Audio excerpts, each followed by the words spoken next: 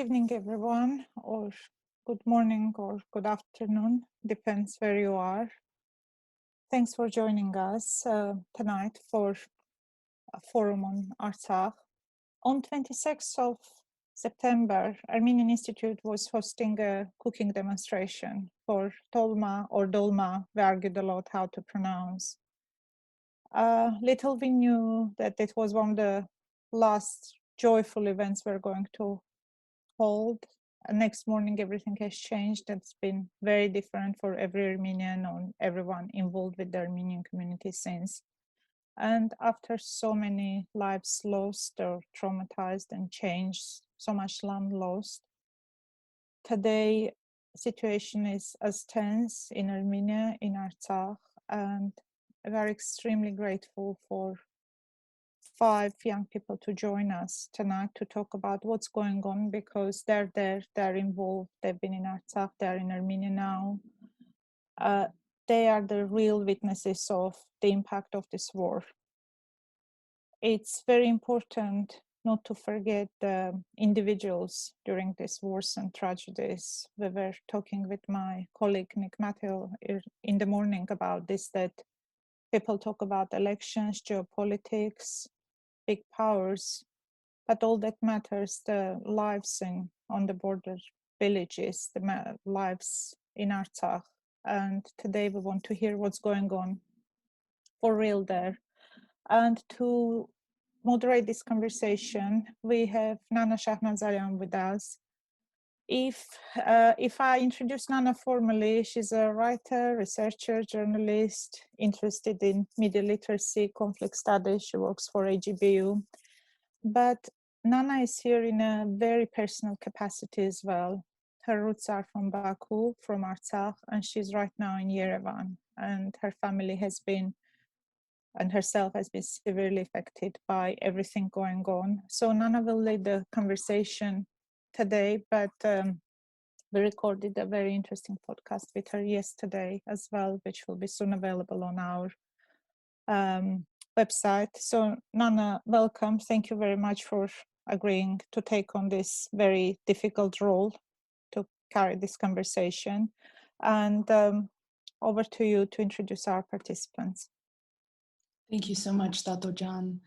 I am so pleased to be moderating this discussion because though it's difficult, it is, as you said, very important to understand that this is not just a conflict of geopolitics, of history. It's a conflict that continues to affect generations of people. 30 years ago, we saw a wave of refugees. Today, we're seeing the same thing, coupled with a level of uncertainty that we haven't seen for what seems like ages, a generation in Armenia and Artsakh. So I, of course, want to thank everyone for joining us. As we keep saying, I wish it was under better circumstances. I wish we were discussing something joyful and light today, but this is where we are. And though this is a panel, I would really want to suggest that everyone feel free enough to comment in the chat, questions, thoughts, feelings, anything that you would like to express during this time, because as much as it is a panel with some really interesting perspectives, it is also an opportunity to maybe mutually heal and be in a forum where we can express ourselves from all over the world. Nana, if I may add one thing I forgot to say earlier, this is being streamed on Facebook as well, so I'd like to welcome everyone watching on Facebook as well. And please leave your comments and questions there as well. We'll be monitoring and passing on your questions to Nana and the participants. Yes, I'll stop now. Thank you, John, for mentioning that. And of course, a little later in the hour together, we'll start the formal Q&A session. So I will prompt you all once again to send in your questions and your comments, and we'll get a direct view. I thought we'd begin with introductions from each of our panelists. We are currently waiting on Jake Hanrahan from Popular Front to join us, but we are with Lika, Sevana, and Daniel. So I was hoping that, Lika, if you could introduce yourself first and tell us a little bit about who you are, what your relationship to Artsakh is, and how you are covering this conflict. Thank you, Nana, and happy to meet you all.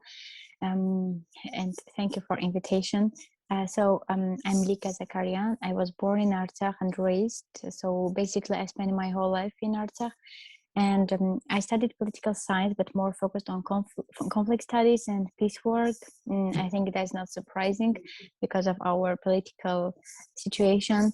And but after I also started to be interested in journalism and started to learn about civic journalism. And later I got a job offer from CivilNet, Armenian media outlet, to work in Artsakh, as they wanted to open an office in Artsakh and start to cover the situation there.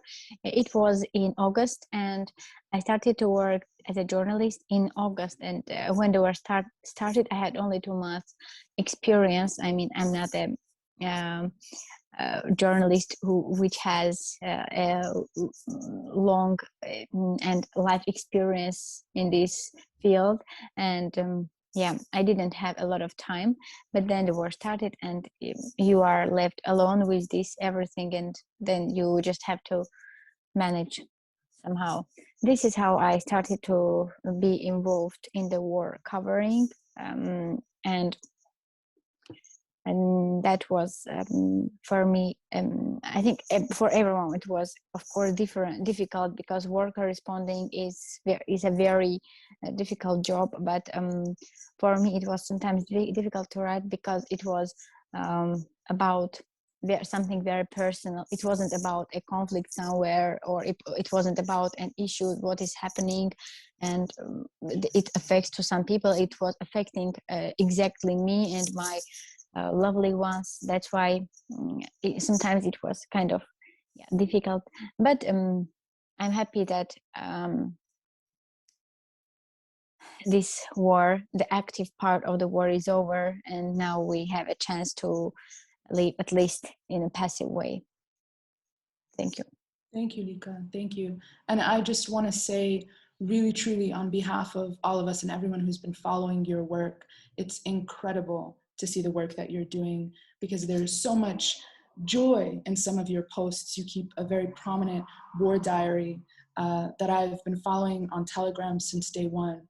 And as much as there is so much grief and so much sadness, there are also these beautiful photographs of life in Artsakh as we know it, as people who have known it in peace. I wonder, Savannah, if you could introduce yourself and tell us a little bit about how you came to be involved in with Artsakh.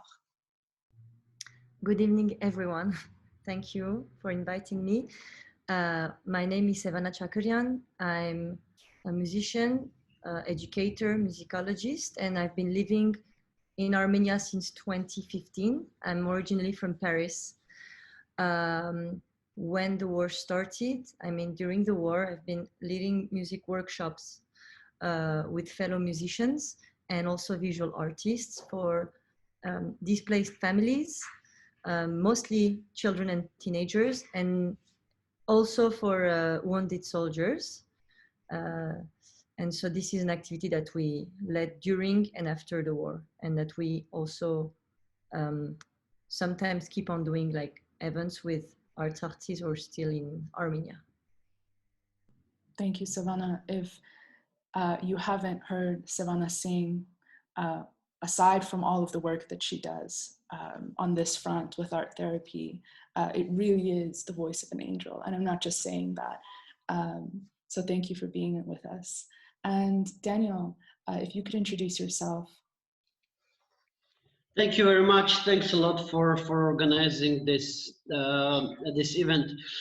I'm Daniel Ioannisian from Union of Informed Citizens. I'm also a member of Public Council of Armenia.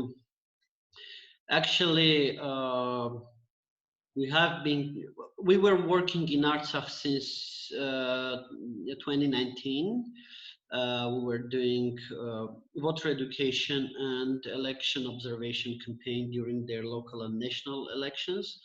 But my ties to Artsakh are kind of longer. My grandfather was born in Shushi in 1919, and his family was forced to leave the city in 1920 when he was just 1 year old.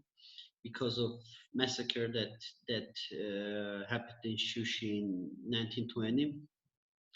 And to some extent, this is also what is happening. This is also somehow personal for me, not only as a citizen of Armenia, but also as someone who has quite ties with Artsakh.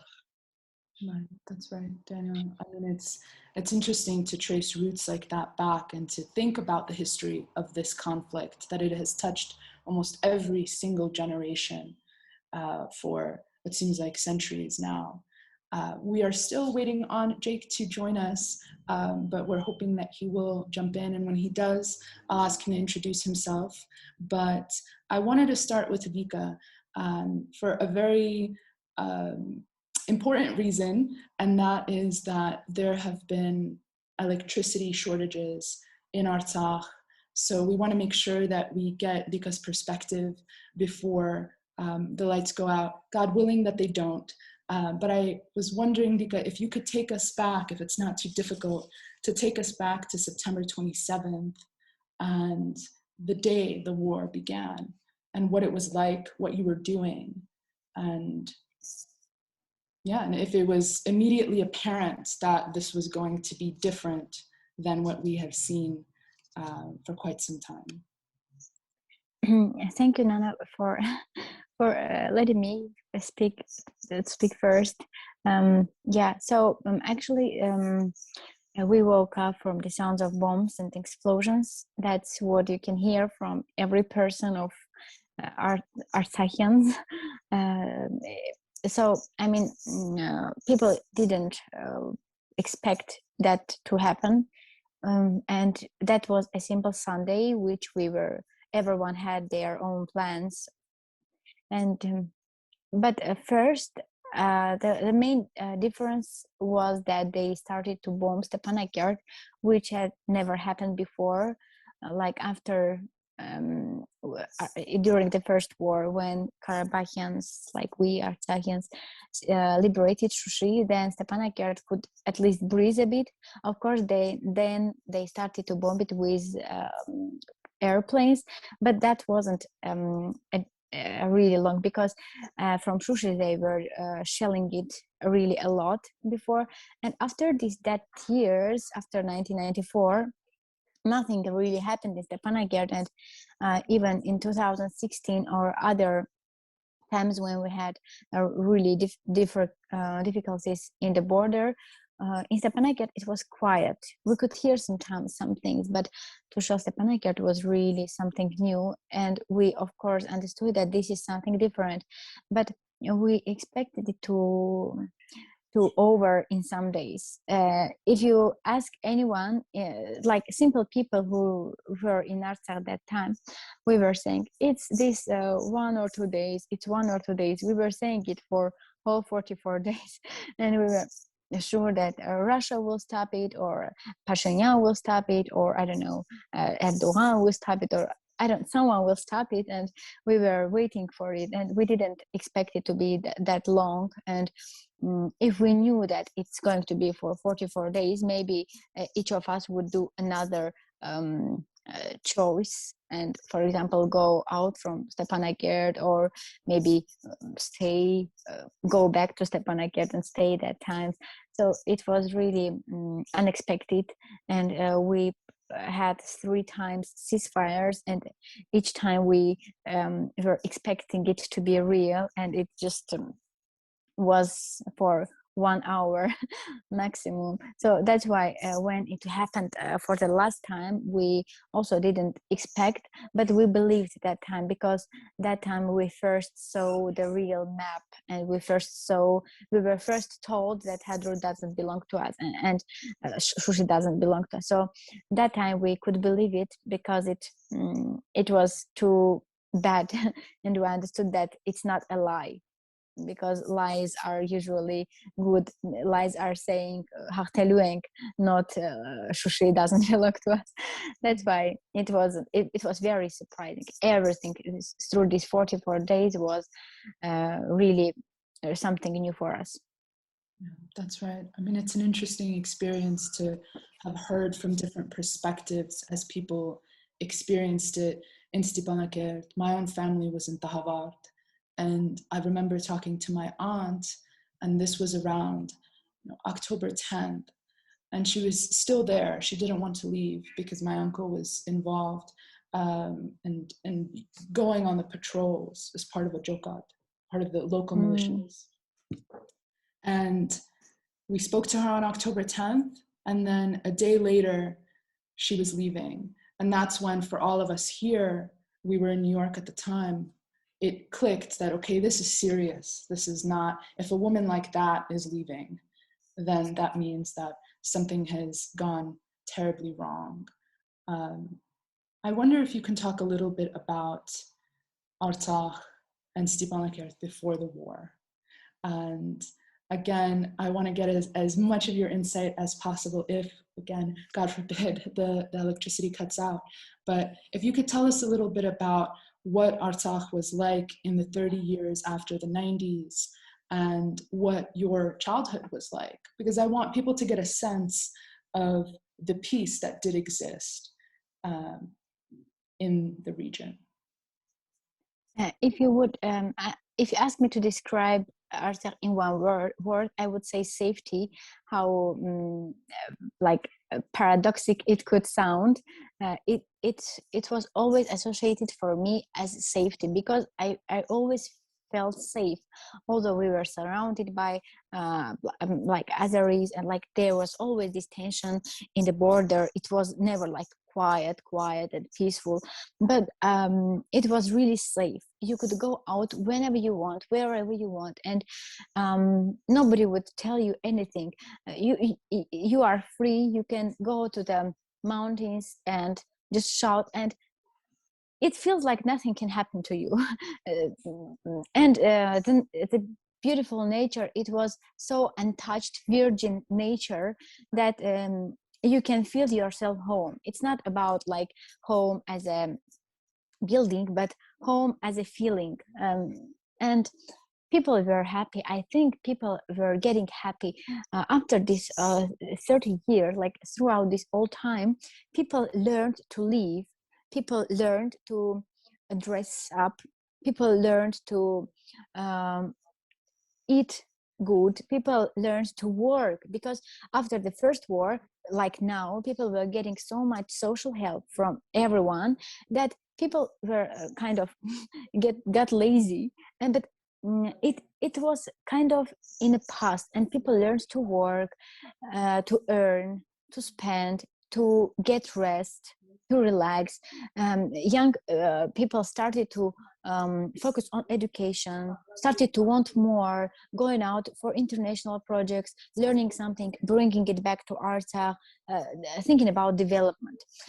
This all came after these all years, and all the victims of the war, their children grew up, their children started to live, and they kind of already went out from this blockade and these all complexes and these all feelings. People started to be happy. They started to appreciate art, music. As they started to think about concerts and theater. I mean, we have these needs, right? And people already had these first needs, and they were starting already to think about something else. But this war brought us back to 94, even before that, because now everything is like the same. People are a bit aggressive because they lost a lot, and again there are a lot of refugees or displaced people, how we want to call them. It doesn't change the fact that they don't have home. They are homeless, and whatever we call them, I don't know even why, like these words, they don't matter, because the only thing matters is their feelings. And I travel now to border villages every week. We with civil net team, we go to border villages and make reports, talk to people. and people are broken again, sad. The joy went out from Artsakh, and now how painful it could sound. This is what it is. And the worst thing is that people don't have the vision of future now. This is missing, and we are lying to ourselves. I totally understand it. I don't know why we are staying in Karabakh. Honestly, I'm very honest. I don't know why we do it, because we don't have security. We don't have someone to say, yes, okay, you are now, at least you have this small piece of land. In this piece of land, at least you are safe. I mean, even Armenia cannot talk about its safety. What can we say about Artsakh? I understand totally this all geopolitical situation, but as you already told, the only thing matters is the people's lives. So that's why we are left on, let's say, God's wish. We have no idea what's going to happen to us. We just exist. I cannot say that people in Artsakh now live. They just exist.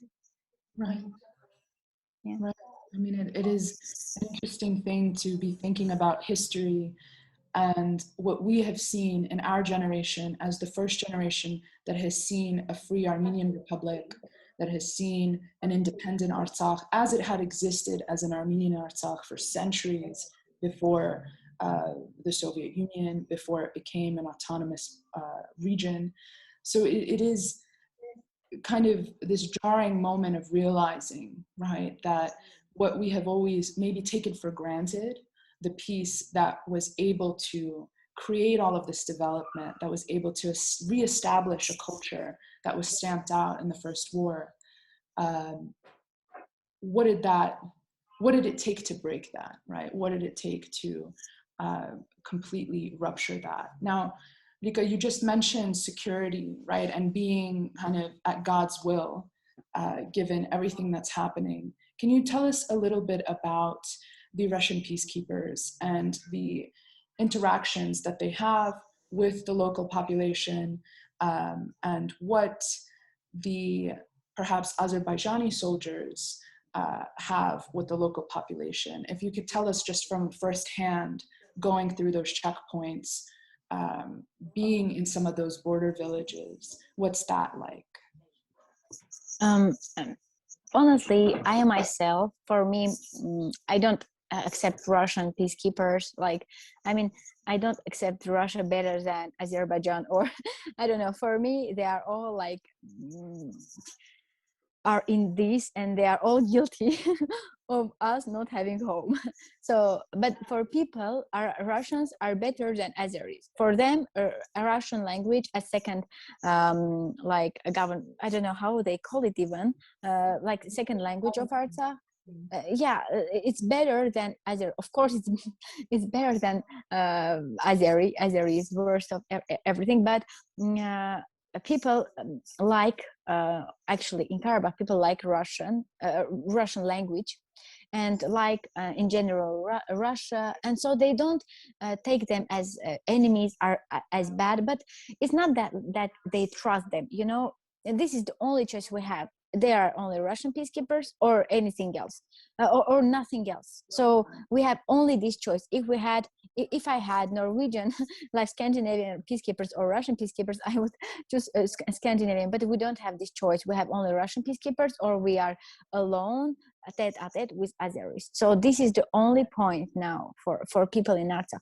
But as for the results, like you all know, the situation in Khatsabert that happened, that after the war in the middle of December, Azeris just came and took Khatsabert and Hintagher villages, the two last pieces of Hadrut, and nobody said anything because this area wasn't in a map or anything else. But I mean, this all was organized, and Russians knew about this area. I know it for sure. Russians knew about this area, but it wasn't in their map, or I don't know how they organized recognize it, but Azeris just came after the war and took this area and took these all people as prisoners of war. So not only this, there were also other cases like in Norghazanchi village. Recently, they came 300 meters closer to us. Azeris, they are doing something. We are going to saying to Russians, and Russians are going to say, no, don't do this anymore. And then maybe Azeris go back, or maybe they don't go back, and nobody knows who is deciding. Nobody knows who is responsible for anything. And this is very disgusting, because you are living in an area. If Russians, okay, you are here, okay, then protect us, please do it, because you and our president, they said, please, people, come back to Karabakh, it's safe, Russian peacekeepers are here. People came back to Karabakh, but what happens? They don't feel safe. Azeris are they are shooting to the sky or to the people's house. Some guns, they were even in a people's house. From Shushiri they can easily see Stepanakert, and some streets are like in your hand, you can see it very close. I mean, people don't feel safe because they have reasons for that. And because Russian peacekeepers somehow also fail with their, work that they have to do. Because if you are there, then please don't let them to disturb us. But also they are using our roads, and I know that probably you know that they are using roads that belong to us, because they don't have direct or good way from Hadur to Shushi. Then I don't know how they came to Shushi and conquered it, but now they don't have it and they have to use our roads. And when they use our roads, they are behaving very awful. So they are shouting like Karabakh is Azerbaijan, or saying bad words. I mean, I have been in a village from which through they are passing, and children are scared. Nobody in a village, never in a village, parents were taking their children to school. They were just going, jumping, and happily. But now children are scared to go to school because Azeris are on their way. And you can just imagine, you can have a child and he can get lost only going to, only on his way to school, because an Azeri can just, I don't know, do something to him. Nobody knows if they are allowed or no. Maybe this is also their area, but we still don't know. Maybe there is another agreement, but which about we don't know, because you are not sure about anything. And I remember talking to these children, and they were so scared and they were so shy to say Azeris are swearing to us, they are saying bad words, and they were so shy to say that. So this is about Azeri interaction to the locals. Yeah, and this is, I mean, this is what it is. So but people in general love let's say love, they are quite good with Russian peacekeepers, because I repeat myself, that's the only choice we have. The only option. Yeah, it's the only option. That was certainly my perception moving through the border with American documents, is it's the only documents my father and I had. We were lucky enough to get in. Now it's very difficult to get visas, especially as journalists, especially as anyone working with an organization, a non-governmental organization. But the perception was that they were trying very hard to be friendly to us, saluting the car, speaking in Armenian, making jokes. And of course, it's in their best interest, of course, to have the support of the local population. But what you're explaining, right, this no other choice. There's just no other choice. And that's what I also kept hearing, that what's better, an Azerbaijani soldier, a Turkish soldier, or a Russian soldier, right? So there's that, and there's quite an interesting thing to explain to folks who are politicizing Russian peacekeepers. But I have just been told that Jake Hanrahan from Popular Front has joined us. Jake, welcome. I wonder if you could tell us a little bit about yourself. We just did introductions and we were getting Lika's insight because we're having a bit of trouble with electricity out in Artsakh. So If you could tell us a little bit about yourself, Popular Front, and your relationship with Karabakh and covering the conflict. Yeah, sure. First, just want to say, really sorry that I was late. I have a good excuse. I have an ongoing court case in Turkey, and today is like my final sentencing, and I got held up in a meeting, so really sorry that I was late. But yeah, I run an independent media platform called Popular Front, and we, for years, I wanted to go to the area from about like 2014 was when I first started reading about the place. I wanted to go. And then I nearly went when I was working with Vice, when I think the war in 2016, I nearly went, and then it obviously ended very quickly. So then this time around, now that I run my own platform, it's like, right, let's just go. I don't need to wait for anybody to kind of say that we can go. So I went there. Yeah, we did a documentary, we made it. It's called Ghosts of Karabakh. It's about 40 minutes, I would say. We just kind of documented the kind of fallout from the war, right? Because we didn't manage to get there when it was, very hostile still, but we managed to get there in January. So yeah, we were covering the front lines and, the situation there. And we got some really good access. We spoke to a lot of people, people whose family had been killed, soldiers, civilians, everybody, old guys that fought in the previous wars. Yeah, and we just got like a really good kind of outlook on the situation. Of course, I have my legal issues in Turkey, so I wasn't allowed to go to, I applied, I was completely immediately denied to go anywhere on the Azeri side. And so, yeah, so we that's what we did, and certainly we're keeping an eye on it. I think we've done like 4 or 5 podcast episodes as well about Karabakh. So yeah, it was a great experience, obviously very sad, but, I think what we did was quite enlightening, and I'm quite happy with the work we did out there. Yeah, thank you, Jake. And I do want to say that for folks who don't know Popular Front, who don't follow Popular Front, please do yourself a favor, because they do excellent work, not just on Artsakh, which is underreported, but all of these other conflicts that are woefully underreported, criminally underreported. And of course, as we kind of move into the hour, I would love to talk a little bit about maybe this Western media bias or this inaccessibility to this region, kind of the blackout that we see with coverage.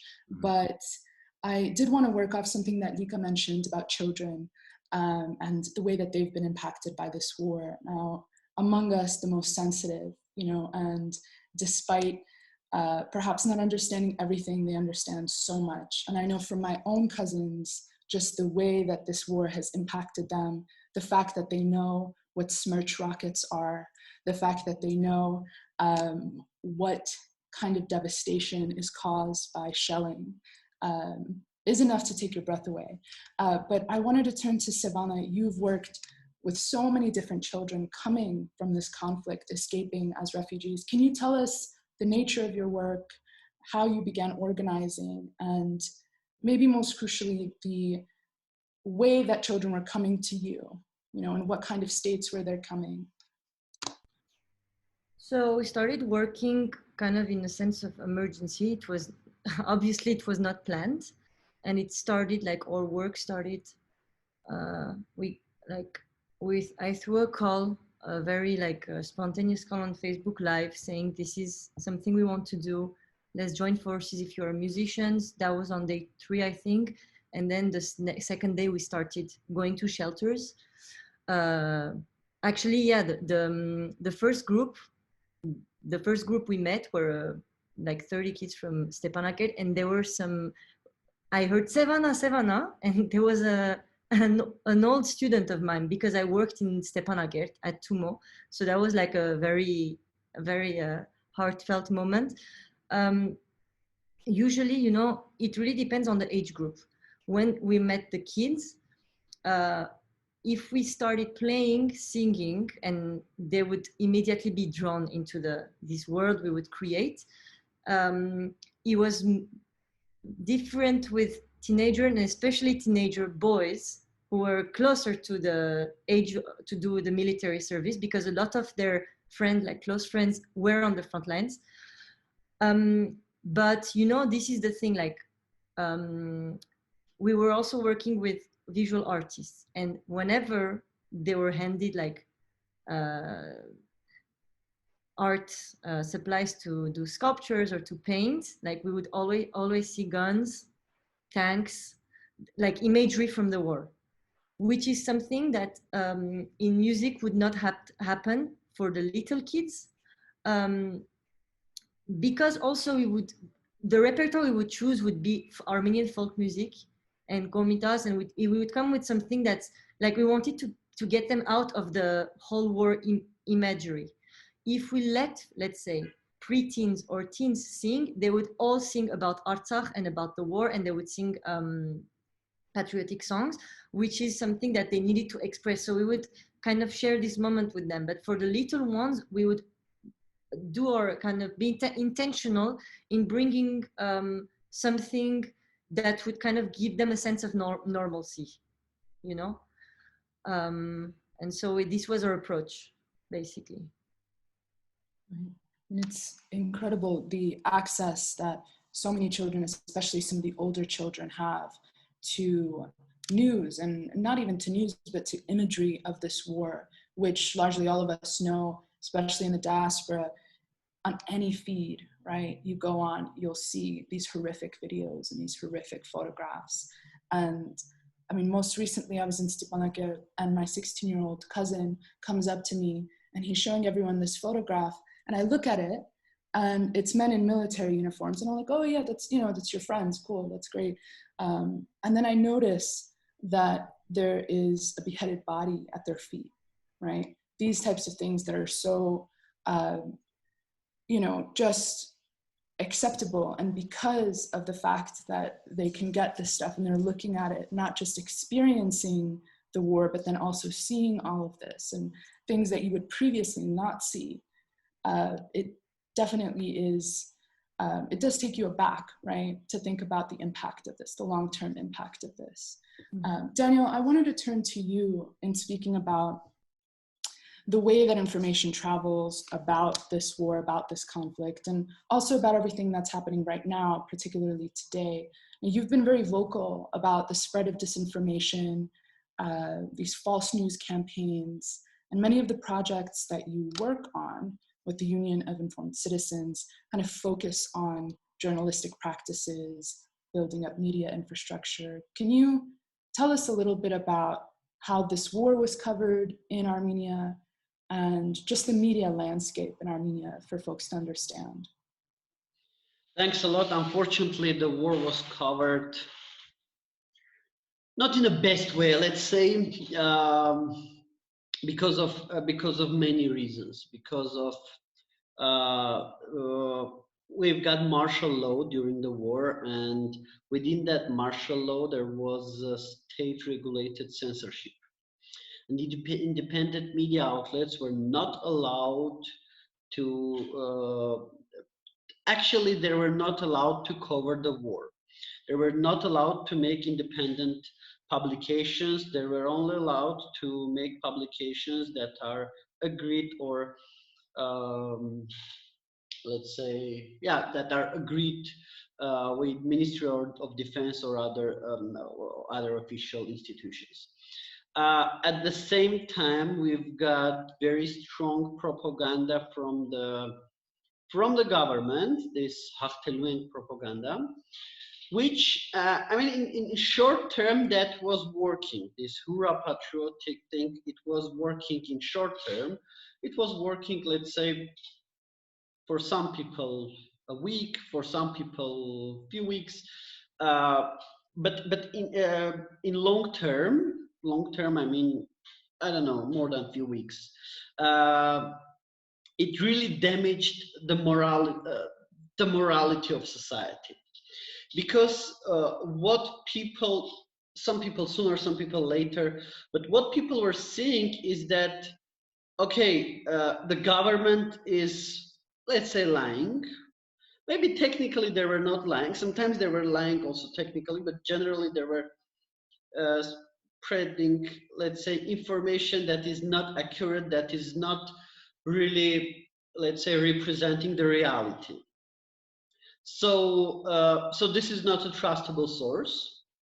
There are no independent and trusted media outlets that that were telling the truth.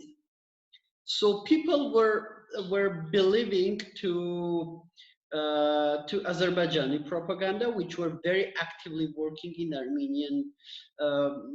Armenian field, and to deserters, to those who left the front line. And the problem with deserters, the deserters were saying almost the same what Azerbaijani propaganda is saying, that everything is very, very, very bad.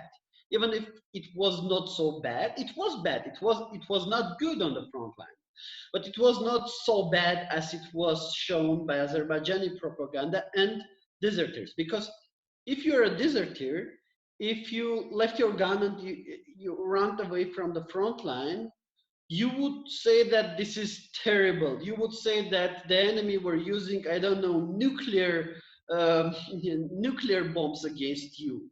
You should justify why you have left the front line. And people started to believe deserters and Azerbaijani propaganda when they saw that there are no independent media and they can't believe the government. And from that point, we've lost the morality of society. We've lost, this is, by me, this is one of the reasons, not the main reason, but this is one of the reasons why we lost the war. Because government failed with public communication. This government is really bad on public communication, unfortunately. Even when they're doing like absolutely clearly good things, they're very, very bad on communicating that with society, on explaining the society what are they doing, why are they doing. Again, even when they are doing absolutely good things that almost everyone in society would agree with. And when it's war is more complicated issue from the viewpoint of public communication. So this was the problem. At the same time, unfortunately, we've got local media outlets and media influencers that were actively working against, let's say, against government. They were working against the government because they're supporting opposition. They're founded by some guys from previous government. But while working against the government, they were working also somehow against the state, I would say, against the public interest. And they were spreading news like, okay, this is all sold. There is no need to fight because Nikol Pashinyan sold all these lands and things like that, which were like more demotivating those who were trying to fight on the front line or to support those who were fighting on the front line. Let's say those who are doing some war effort. Because if you are doing war effort, if you are doing it voluntarily, if you are, I don't know, sending money or anyhow supporting the war, and when you think like, okay, if everything is sold, if Nikol Pashinyan sold these lands, why should I spend my resources on that? And why should I risk my life for that? This is very problematic. And unfortunately, this is something that we are still seeing. We're still seeing these days that we have now problems in Syunik and Gegarkunik regions where Azerbaijan soldiers. Southern part of Armenia, for those who don't know. That's it. Yeah, that's international recognized part of Armenia, and Azerbaijani military managed to pass the border because the border was not well guarded for many objective and subjective reasons. So basically, this is kind of a new border because previously it was our border with Karabakh. And now it became border with enemy actually. So, and our military was not well prepared against there are also subjective reasons for that, and I think there are many government officials who we should blame for that. But what actually happened? They've entered Sionic region for 3.5 kilometers. They've entered the Gegarkunik region in near Vartenis for several kilometers, in some directions for several kilometers. And what is now doing this propaganda machine founded by guys who lost the power back in 2018? They're trying to maximally, let's say, demoralize the society. Right. This is almost this is, let's say, we are 5 minutes before the war. I wouldn't be surprised if I will get a phone call any moment, just even now, with news that the war has been started. It can happen any moment. And spreading fake news about what is actually happening on a front line, it is very, very dangerous. They're doing that to blame the government, that the government is failing everything. Yes, we should criticize the government for everything they're failing. But we shouldn't, in this very, let's say, dangerous moment, we shouldn't demoralize our society. Just the day before yesterday, no, on Monday actually, what happened, few Armenian soldiers were beaten by Azerbaijani soldiers because both sides have ordered not to be one who fired. So no one is firing, no one is using fire guns. So few Armenian soldiers were beaten by Azerbaijani soldiers, and then more Azerbaijani soldiers were beaten by Armenian soldiers. So kind of revenge happened, yeah. And a video was published in some Azerbaijani Telegram channels on how they are beating our soldiers.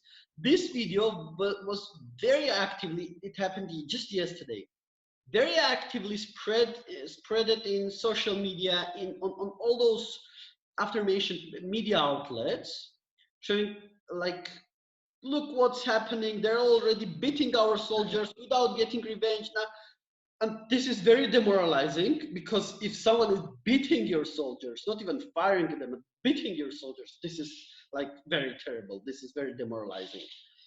But no one is telling the continuation. And today, actually, when was published the opposite video, which shows that Armenian soldiers are beating the Azerbaijani soldiers as a revenge of that, what happened. None of those media outlets, none of those fake accounts. Picking it up. No one is picking it up, right? Intentionally, right? Yeah, there's an exploitation of this kind of selectively exploiting what yes, makes what the headline. And I just want to put into perspective, Daniel, for anyone tuning in, that the elections are going to happen in just about a month, right? And they're very, very contentious. This leads to a lot of uncertainty. What you just said about a war kicking off at any moment, that's certainly what some people are calling for, right? That you have this encroachment on mainland Armenia. This is not a region that is contested, that is de jure, de facto, anything. It's mainland Armenia. And that, of course, changes everything. So I appreciate that perspective, because it's really hard to have a domestic media grasp on what is happening in Armenia to follow along. And especially because I know that so many of our viewers are folks from the diaspora, desperately trying to understand what's happening in Armenia and always getting this filtered understanding, depending on what media outlet they follow. It's very crucial to be cognizant of the fact that there is a lot of fake stuff going around, as always, but it's more dangerous, especially when we really are in kind of this powder keg type of situation. I wanted to shift to kind of the Western media outlets. Now, Jake, you just mentioned that you've been pitching stories for quite a long time about Karabakh, well before the 2016 war, and of this interest in the frozen conflict zone, or the then called frozen conflict zone. I was wondering if you could tell us just a little bit about the types of conversations you were having And I also wanted to note, actually, that Popular Front was one of the first places, one of the first outlets that was talking about the Syrian mercenaries that were backed by Turkey. It would take the BBC well after the ceasefire to even make statements about it, you know, and you very prominently had an independent researcher, Alexander McKeever, talk about it. So I just wanted to mention that for folks who are still not convinced that they should be following Popular Front. But if you could talk about Karabakh well before this recent escalation.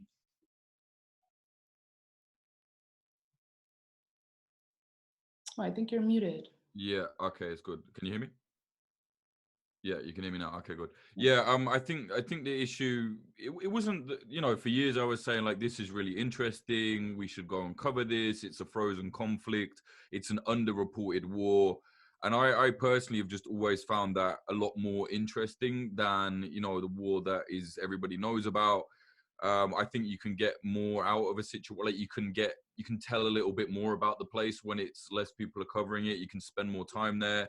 So, you know, personally, that's just always been an interest of mine. And I was reading the history of Armenia and Karabakh and everything. And I thought, wow, this is very interesting. And it wasn't the editors were like against Armenia or anything. They just were against, they were like, no, this isn't interesting. People don't want to know about underreported conflicts. And certainly, you know, what we've been doing with Popular Front, we've definitely proved that that is nonsense. People do definitely want to know about underreported conflicts, almost more actually. Because when you say to them, hey, did you know there's a conflict here? People go, wow, what? Like, I didn't even know. And then when you say, like, you know, it's like, why should they care? Well, because, you know, a great, not great, but, you know, a good kind of case theory was Karabakh. Because it's like, well, if this does go hot, you've got like Russia's involved, Turkey will be involved, Azerbaijan, you know what I mean? All of these different countries. And it's like, this is why we should actually pay attention. So yeah, certainly it was, you know, something I've always been interested in. And I know quite a lot of Armenian people in the diaspora personally. So, you know, I would talk to them about it and everybody was like, yes, my uncle, my granddad, you know, somebody fought. So I thought, oh, there's like, you know, a history of this conflict, obviously. And then when this one kind of came around, it was like, right, this is happening again, you know, and certainly this one was, I would say, catastrophic, you know what I mean, for the people of Karabakh and Armenia as well, like considering how much land is gone now, and the soldiers and the families, like just absolutely brutal. So yeah, I think for us, we just really wanted to focus in on it. And I saw a lot of this kind of, we're seeing a lot of it now actually with the Israel-Palestine thing, you know, this, what I consider like uneven kind of both sides kind of vibe. And it's like, look, there is, I think over a dozen, maybe even over 20 videos now of Azerbaijani forces cutting off heads, cutting off ears, cutting off noses, you know, like just unbelievable brutality. And for me, you know, I'm not going to say, well, objectively, it's like, no, there's no reason to do this. It's disgusting by any standard. And we just said, this is horrific. You know what I mean? And of course, we got accused of all sorts. But at the end of the day, Azerbaijan and its closest ally are, you know, unquestionably authoritarian regimes. No one can argue against that. It's a fact. Like it's pretty much written into their law that they are, you know, an authoritarian regime. So that's always something I've been very against, and I think most journalists should be against that. So of course we kind of covered it more from the Armenian perspective, but you know, we weren't shying away. We weren't doing the work of Armenia. You know, if we said, look, yes, Armenia has actually done some bad stuff as well. You know, in our documentary, we said there are videos of like war crimes on both sides. However, the war crimes war is awful. I've covered enough of them. War crimes happen. We all know. But it's like, you know, a few videos, it's like, oh, that's bad. It's not good. Versus like an avalanche of videos. It's, you know, I mean, you're talking about people are getting literally awarded, you know, given war medals in Azerbaijan. You know, this isn't speculation. We've seen this. This happens, you know. So I think one side was just being so unbelievably brutal. For us, it was very important to say, actually, you know, maybe let's focus on the people that have a lot less money. The troops have a lot less equipment, you know, which obviously this is Armenia. So I guess in a way it felt like for us, the underdog essentially here was Armenia. And I feel like the media coverage was just very strange. Like people just weren't really interested, or they were just acting as if, oh, it's just a both sides war. You know, it was, I don't know, very strange, very odd. I mean, it was, for lack of a better expression, it's like pulling teeth from a toothless person, and just impossible to get coverage. And of course, the diaspora, everywhere that it was trying to organize in newsrooms, outside of embassies, just to try to create some kind of noise around this. Because, you know, as you said, kind of the brutality of this war. There's something that my uncle said 6 years ago now, in 2015, which was the last time I was in Artsakh before now. And we were driving from Yerevan to Stepanakert, and he drives this huge truck, cargo trucks, you know, and in and of itself, that job is such an extension of the border territory, because anyone who's been from Yerevan to Stepanakert knows that it's up and down winding mountains. So we're driving, and as we go past Nakhichevan, I ask him, you know, do you think that there's going to be another war? And this is in 2015, before April 2016, the 4-day war. And this is a man who fought in the 90s. He was also someone who was raised in Baku as an Armenian. Most of my family were Armenians from Baku. And he said, you know, I don't know. Obviously, nobody really knows what can happen in situations like this. But what I do know is that there has been a whole generation of Armenians and Azerbaijanis that have never met one another. Said, in contrast to us, we went to each other's weddings, we went to each other's funerals, we broke bread together, we were colleagues, we were schoolmates. And we had some level of compassion almost for one another, knowing that there was a history. I mean, there are a few stories about people really not wanting to fight, people saving one another from pogroms. The only reason my family left when they did was because one of my grandfather's colleagues, an Azerbaijani man, told him it's going to get worse. Before it gets better, it's going to get so much worse. So it's an interesting thing when you think about the brutality of this conflict. And it's so true just in the media atmosphere of what people think Armenians are in Azerbaijan. This trophy park in Baku, right? God, all these horrific things. Yeah, I think it really, when you see that people are taking like ears as trophies, the dehumanization has just gone so far there. It's just like, how do you know what I mean? How do you even combat that? Like you said, when people can't even meet each other and talk, it's just, it plays out the internet, and it's just very, very brutal. Right. There's this depersonalization, which of course is the first step, right, to being able to commit something so horrific. And in kind of speaking about that, Savannah, I would be remiss if I didn't ask you about your participation and the way that you lent your voice to Collectif Metz Bazar for so many years. And I ask this after such a conversation about brutality, because this was a group, and is still a group, that sings these fusion songs, right? Turkish songs, Armenian songs, French songs, with musicians from all over, different backgrounds. You've played in Turkey yourself as an Armenian woman. Can you tell us a little bit about maybe some of the work that was being done to establish these conversations, these exchanges, and what you see has shifted, maybe, if it has at all? Well, even though within my 8 years of experience in the band, the band did not have an overall, I would say, ideological or political mission to say, oh, see, Armenians and Turks can sing together.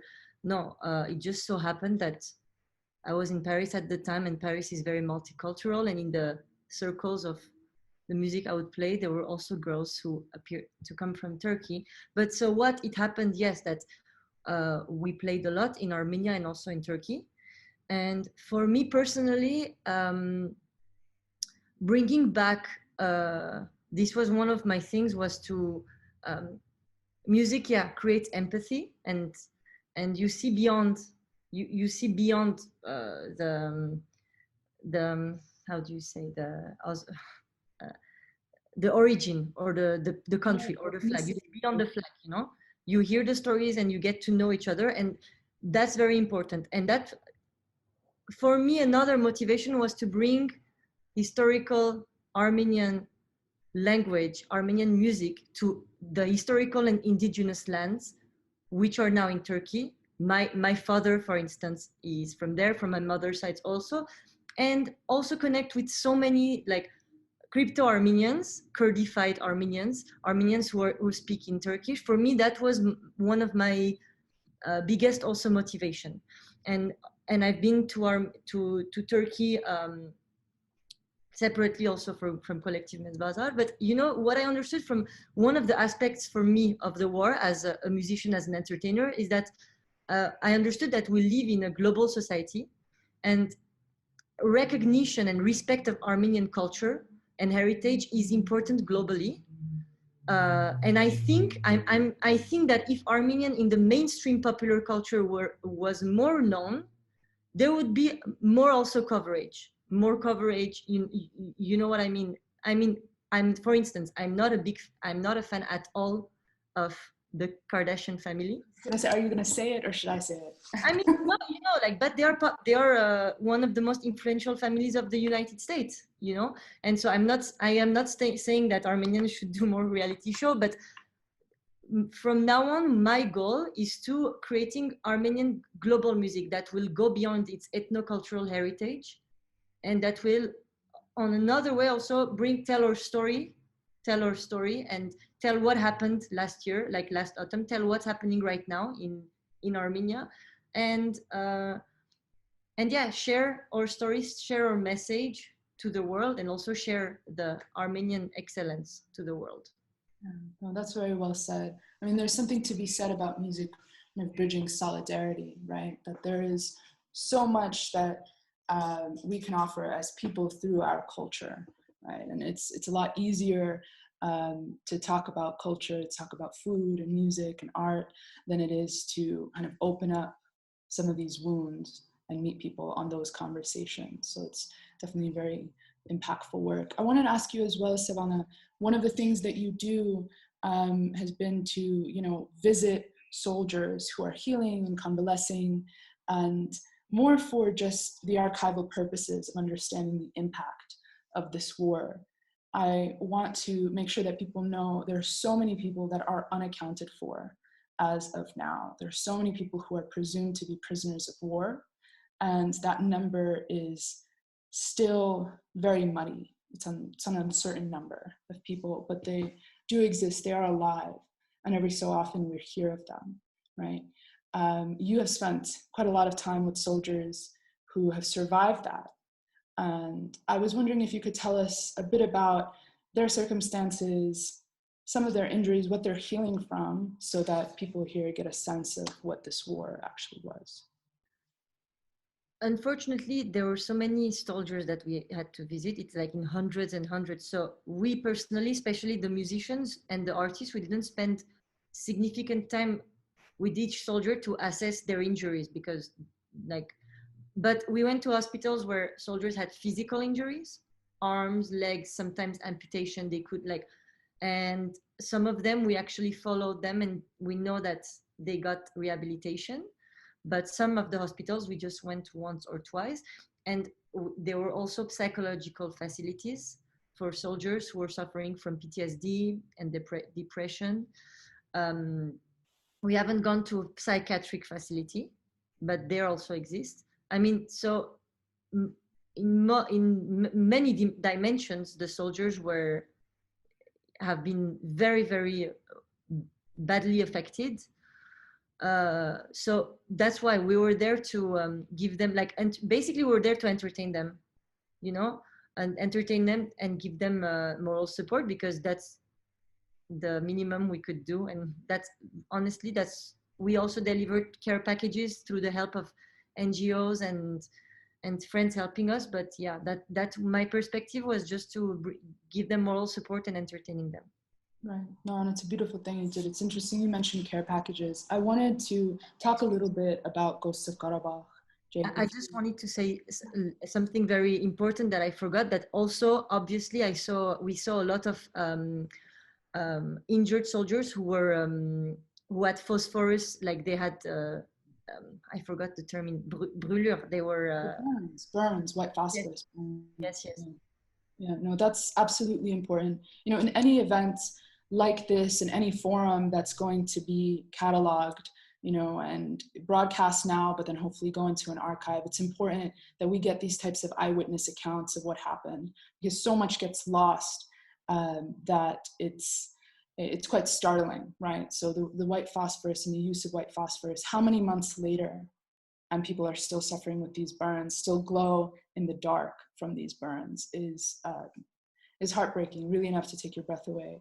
Because you talked about care packages, I wanted to ask Jake about some of the conditions that the soldiers were in that you visited. Now, that was one of the most heartbreaking things watching Ghosts of Karabakh for me, knowing that, Daniel mentioned that obviously some fronts are better than others. Not all fronts are so horribly equipped, to be frank. But anyone who has spent any time speaking with soldiers knows that there are things that they were missing, as basic as socks, right? And shirts and warm clothes. So I wonder if you could tell us a little bit about that, what you saw. The documentary spends a little bit of time talking about trenches and how poorly equipped they were. Well,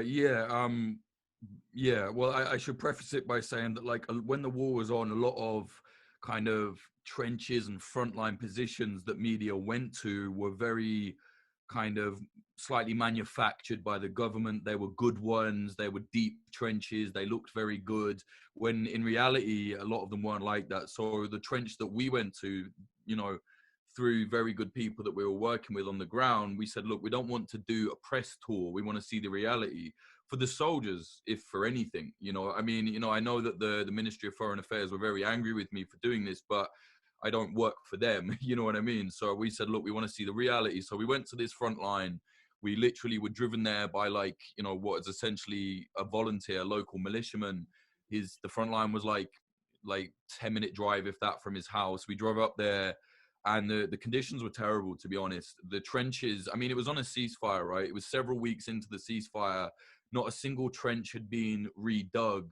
The trenches were so shallow that, like, even the young lads who were quite short, their heads was poking out. You know what I'm saying? And the Azeris were close enough. They were in sniper range, and it wasn't the soldiers' fault at all. Like, they didn't have the equipment to do it. No one had told them. They didn't receive new orders. The equipment that they had, the helmets and the winter jackets were not even given to them by the government. I don't know if I should say their name, but a very good local charity donated them. So you've got local charities are giving equipment as basic as warm coats to 18-year-old, young men who are fighting for their country. Frankly, it was, like, very disappointing to see, in my opinion. Now, I don't work for the government. I don't particularly care that we upset the government. I think when young men are fighting for their survival, the very least that the government could have done was provided them with proper boots. Even the boots that they had, a lot of those were donated. Boots are not that expensive. Jackets are not that expensive. And we actually went down to the market to find out where the charity had been buying this stuff from. The government could have definitely afforded that, without a doubt. There was so much money coming into the country.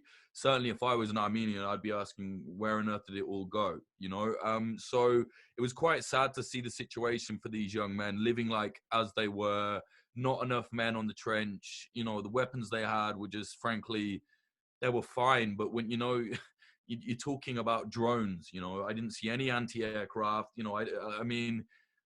Honestly, I don't think that there was enough planning put into future combat. It didn't seem to me. I've covered many wars all over the world, like on the ground, and it looked to me that whoever was in charge, just not that they purposely made it bad. I just don't think they knew or fully understood how awful this war would be when it came.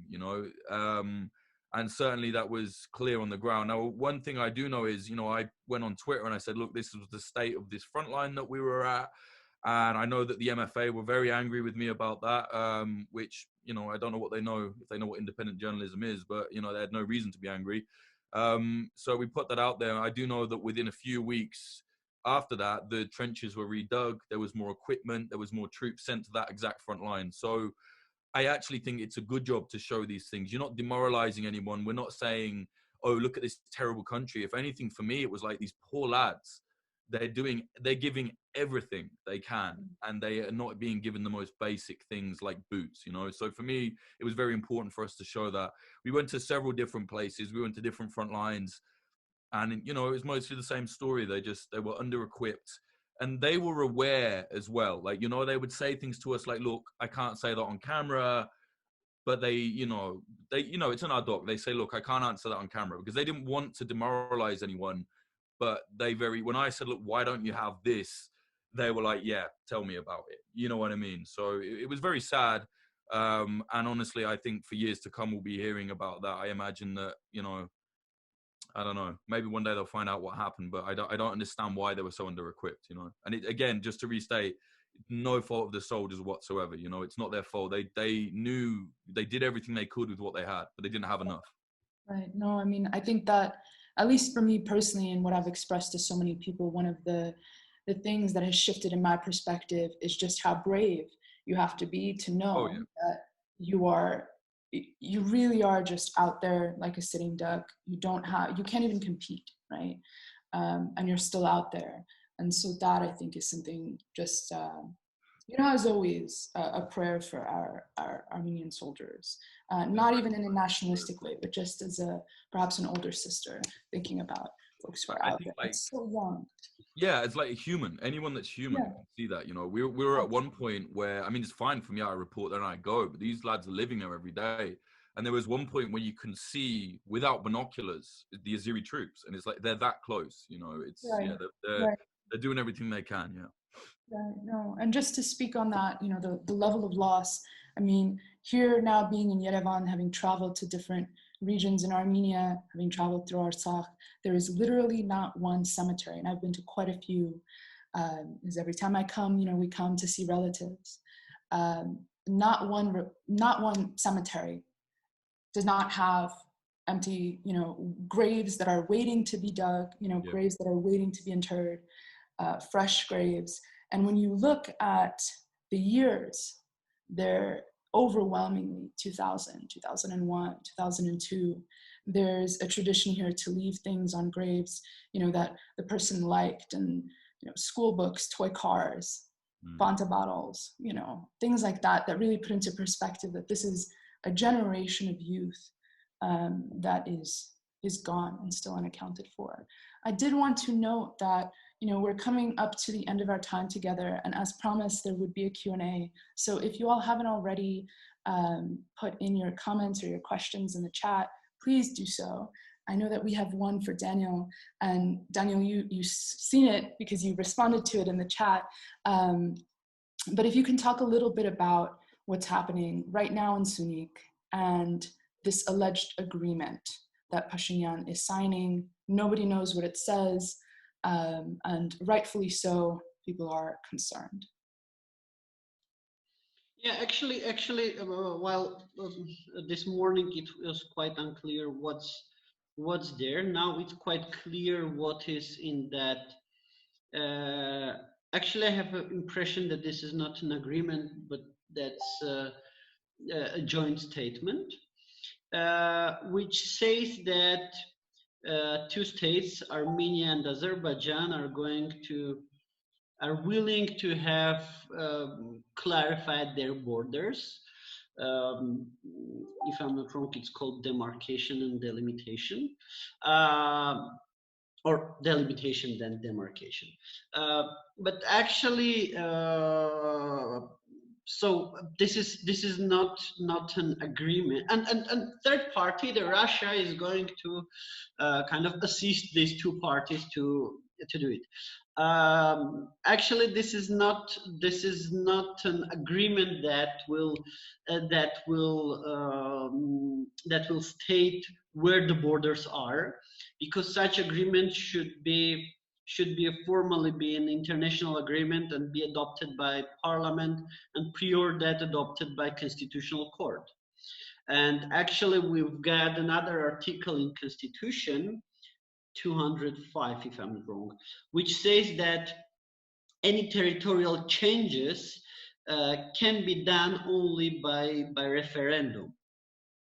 So actually, if there are going to be, if this is going to be just a clarification of border, this can be done through National Assembly.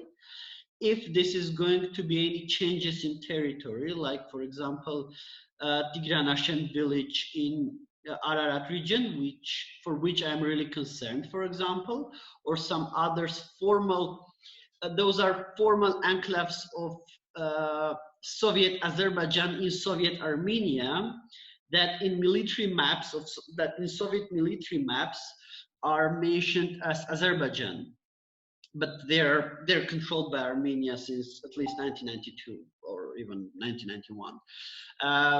So and we have one. So there are 3 enclaves that are in Armenia, Azerbaijan, former Azerbaijani enclaves, and one former enclave that we had in Azerbaijan. Which territory, which is one, but which territory is actually larger than those 3 enclaves that were in Armenia.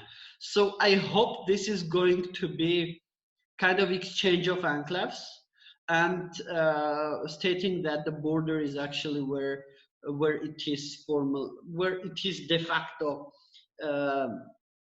where troops are standing de facto in Tavush region, and in Gerarkhonik and Syunik region, where the previous Soviet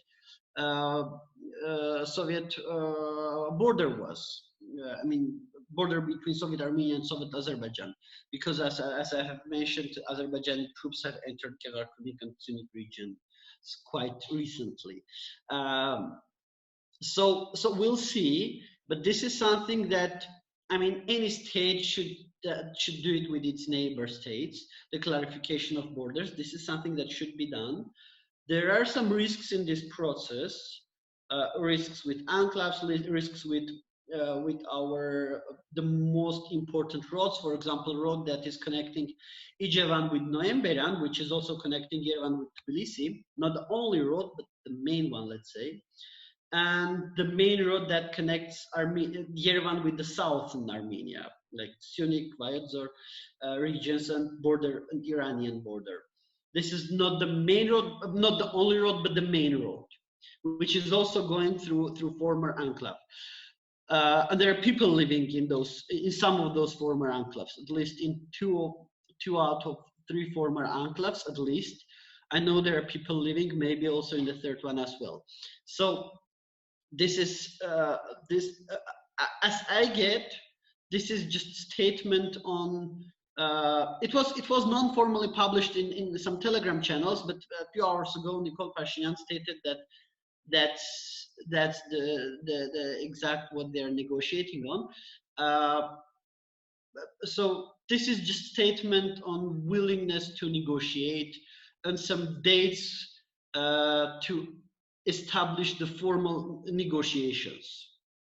So there are no even principles mentioned on which should be negotiations based. So this is not really, I think this is more like express of will to do those negotiations. And also what actually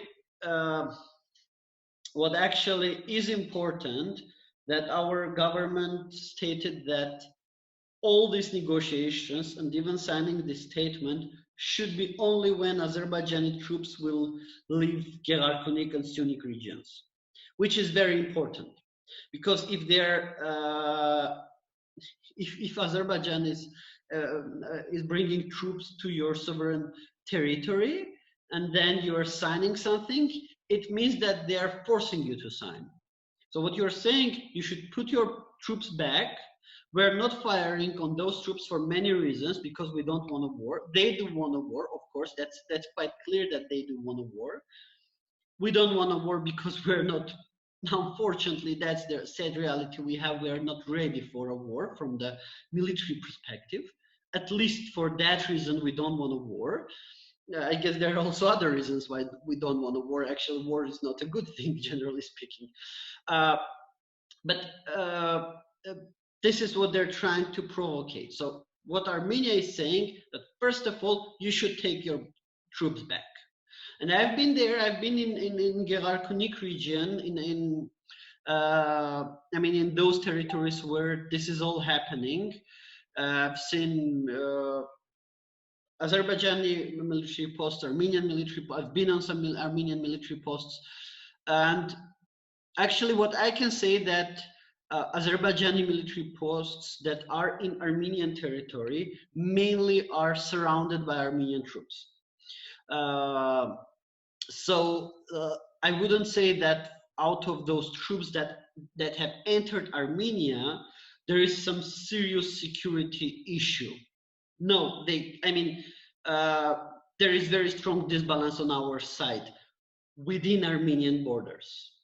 But it's quite clear for everyone that if Armenia will use force against those soldiers, which we can do very easily, this is going to lead to a war, and this is going to be a large-scale war, which we are not prepared. Mm-hmm. And unfortunately, it was very sad things I've seen in Armenian posts. Our soldiers, they're very professional because they've seen they're already experienced. But at the same time, for example, supplies and other things are not organized in the best way. Unfortunately, that's the sad reality we have, and unfortunately, it shows that many lessons that should have been learned by military officials, those who are responsible for logistics, for example, mm-hmm. are not learned. Right. That's very sad. That's very sad. Right. Because we've paid very, very big price very big price last year, and at least we should have lessons learned. Unfortunately, I'm not sure that we have lessons learned. This is also a very sad thing that I've seen just the day before yesterday when I was in that, let's say, conflict. So I wouldn't call it conflict zone. This is Armenian territory, but the territory where the conflict is happening. Right, where there's something brewing. I guess it speaks to the level of uncertainty in general, right? That there is a bit of shock, at least from my own perspective, from many people's perspective, of the fact that this is mainland Armenia, and yet no one has stepped in. But as you're mentioning, this could be a bait situation, right, where we're getting baited, and the provocation on that side really falls into their favor if something does happen. Now, I want to be mindful. Thanks God. If I just may add something, thanks God, we've got quite good reaction by international society, not our strategic partners as Russia and CSTO countries, which is strange because if you are in a military union and someone is like just bringing troops to your country, de facto occupying some tiny part, but a part of internationally recognized your internationally recognized territory. This should lead to response from your military partners, but the response is coming from other states like the United States, Canada, France, India, even Iran.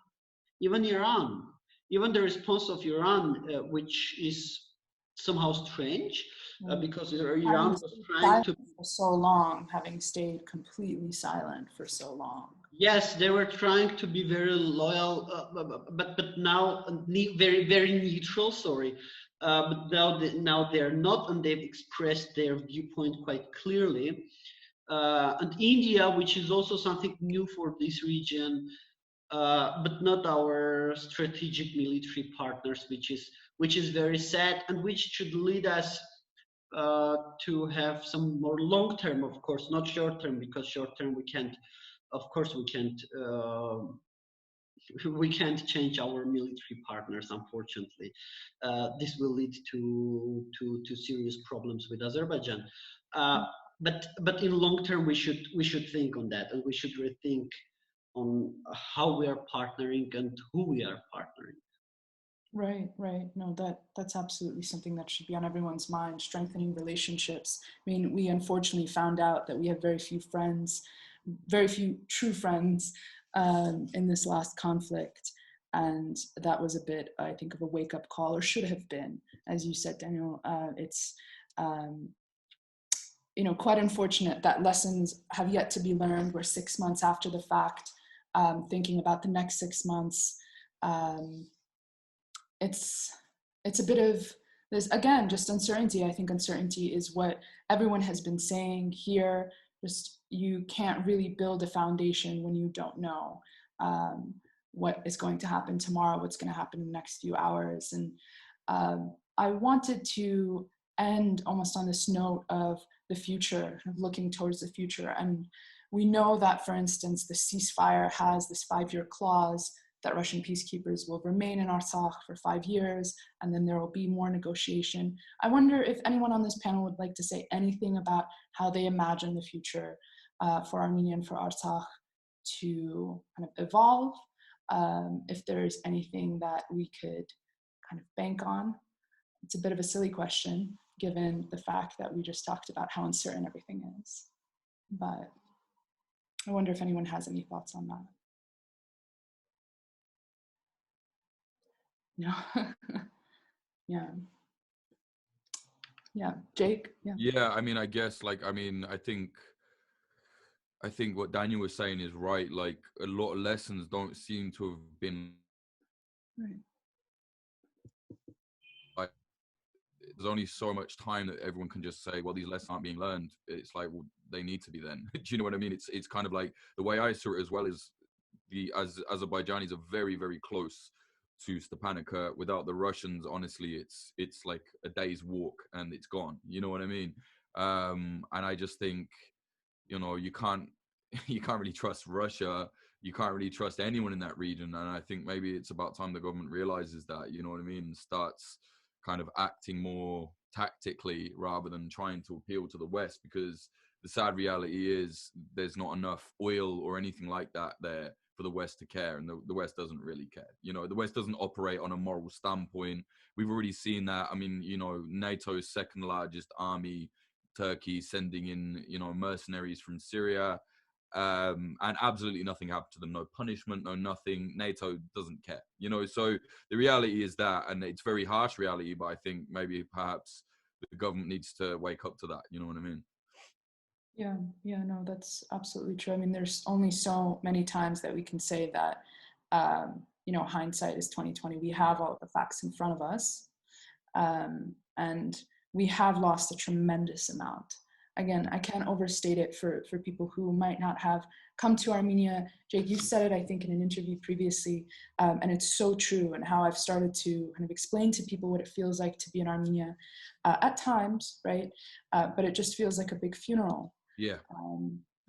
Like Artsakh specifically, it was there. I didn't even come across like there was no one being particularly angry or particularly patriotic. It was just absolute sadness, which is completely understandable because, like you've all said, the loss is just I can't. I mean, we went to the cemetery, and like you said earlier, on the top of the hill, you've got the fighters from the 90s.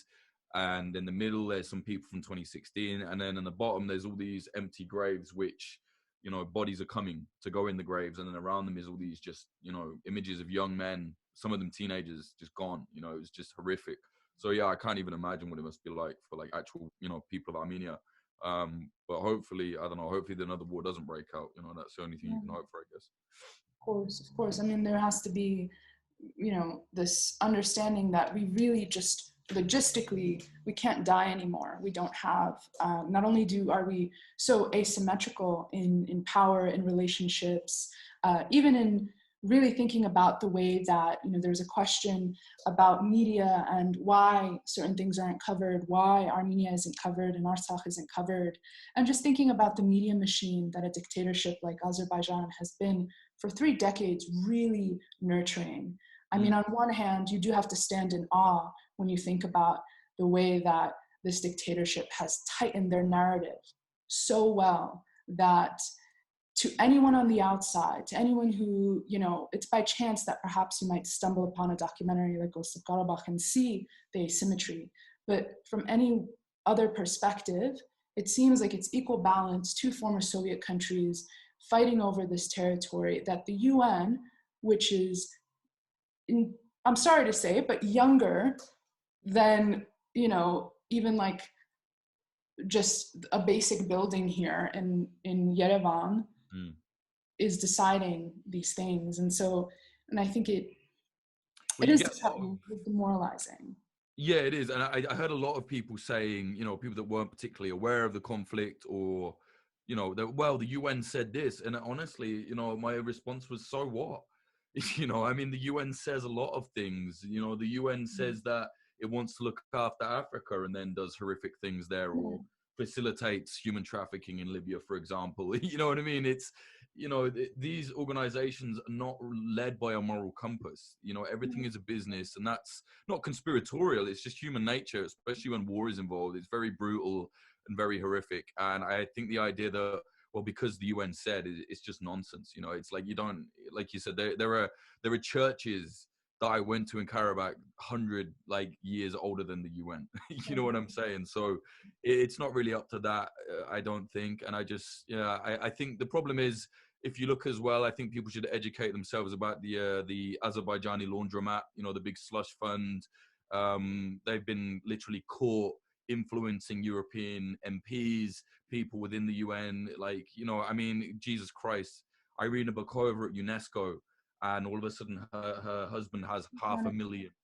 Yeah, it's just, all of this is so clear, and it's actually doesn't take that much effort to see that there is, you know, Azerbaijan is a richer country, and that's how it went, you know, and that's where they've spent their money. And like you said, you have to kind of be like, well, yeah, you're kind of in awe of it. It's like, well, I get it, but it doesn't make it fair, you know. No, absolutely. And that's something to remember, kind of this aspect of moral compass for so many of us.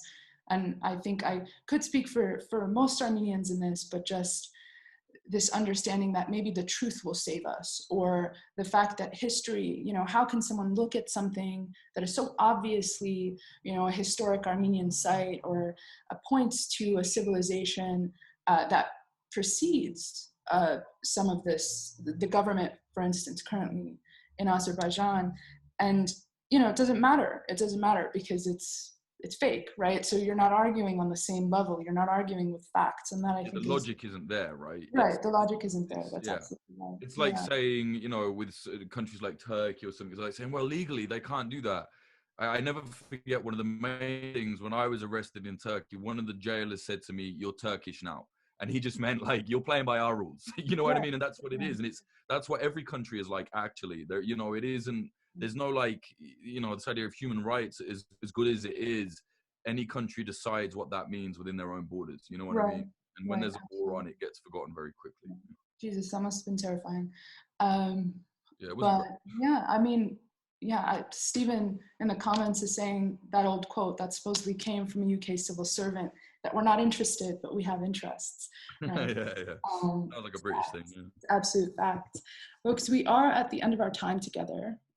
So before I turned it over to Nick of the Armenian Institute, I did want to, on behalf of the Armenian Institute, really thank all of our panelists this evening.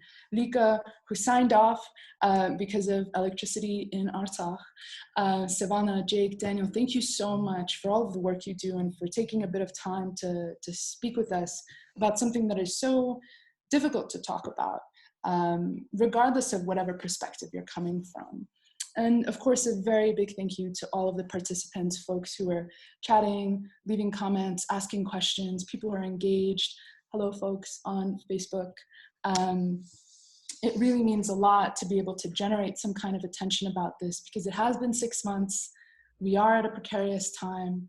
And given the lack of coverage that this received at the height of the war, it's almost no surprise that it's gone, again, radio silent, but hoping that we can make enough noise, hoping that we can tell these stories and still stay engaged, because things are happening every single day here in Armenia and Artsakh. Now, before I hand it over to Nick, I wanted to again acknowledge the almost immense amount of darkness at this time, and not just in Artsakh, not just in Armenia, but there is a lot of grief, and there are no words that can really soothe. I just wanted to maybe give us a bit of perspective in this way. As we continue to struggle, we have inherited this from our ancestors. So I wanted to leave us not with the words of an Armenian, but with the words of the late Irish revolutionary and anti-imperialist Bobby Sands, that our revenge will be the laughter of our children. Where there's life, there's hope, there is light, right? So I hope that we can stay with that. And again, thank you so much for joining us. Nick? Well, thank you, Nana, for the brilliant facilitation, for weaving that conversation together, and for ending on such a brilliant note. Despite the darkness of this conversation, I think it's very telling that we set out to have a grassroots perspective on the situation, and that as try as we might, we have to end on the geopolitics, on the structural conditions. We make our own history, but not in conditions that we choose. And so I think that just reflects these structural limitations, but these kinds of conversations still are so important. And I really echo what Nana was saying, and about sending our love and solidarity to everyone, especially with the topics that we were discussing tonight. They touch on such raw notes. So one day we'll be able to come together and to eat and to have music and to drink and to talk about this in the way that's fitting. But in the meantime, we're really proud to have been able to provide a platform for this conversation tonight. If you have some feedback for us, then we'd really, really appreciate hearing that. I'm putting a feedback form in the chat line now. Positive and negative, we want to keep developing our events and make sure that we can provide a platform, but for important, if often difficult, conversations. We also have coming next week a film festival under Soviet skies, where we're partnering with Klassiki online platform, and you can find out more information in the link that I've just put there. And finally, if you are able to, and if you like the work that the Armenian Institute does, we really would appreciate your support. We rely on our community and the generosity of our friends in order to be able to run the events like we did tonight. So there are many ways in which you can support, and I put that link just at the end. But let's close again by thanking Sevana, Daniel, Jake, Lika, and Nana. It was a really powerful conversation, and brought us back at the beginning to the people, and at the end out to the geopolitical context. So Nana's final words were the best, so I won't try to better them.